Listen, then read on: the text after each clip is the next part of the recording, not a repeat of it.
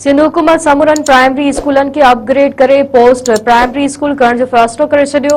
वॾे वज़ीर बहादुर शाह नंढनि स्कूलनि खे वॾनि स्कूलनि सां ॻंढण ऐं हर साल स्कूलनि जी अपग्रेडेशन लाइ ईडीपी में स्कूल शामिल करण जी हिदायत कई आहे। वॾे वज़ीर बहादुर शाह जी सदारत हेठि स्कूलनि खां ॿाहिरि 41 लख ॿारनि जी वापसी जे हवाले सां अहम इजलास थियो, जंहिं में तालीम वारे वज़ीर Saeed Sardar Shah, principal secretary Agha Wasif, secretary school education Zahid Abbasi ॿियनि ऑफिसरनि शिरकत कई।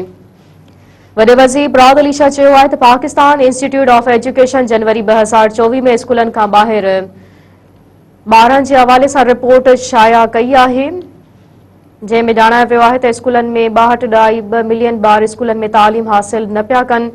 रिपोर्ट मुताबिक़ सिंध में 7.63% ॿार स्कूलनि में दाख़िल न आहिनि। चाहियूं था त स्कूलनि खां ॿाहिरि ॿार तालीम हासिल कनि।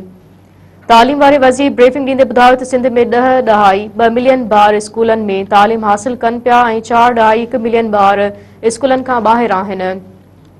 तालीम वारे वज़ीर चयो त सिंध में 36,234 प्राइमरी ऐं 4,730 पोस्ट प्राइमरी स्कूल आहिनि। प्राइमरी स्कूलनि खां पोइ वधीक तालीम लाइ पोस्ट प्राइमरी स्कूल न हुजण बि हिकु सबब भी थी सघे थो। इजलास में सिंध हुकूमत समूरनि प्राइमरी स्कूलनि खे अपग्रेड करे पोस्ट प्राइमरी स्कूल करण जो फ़ैसिलो कयो वियो।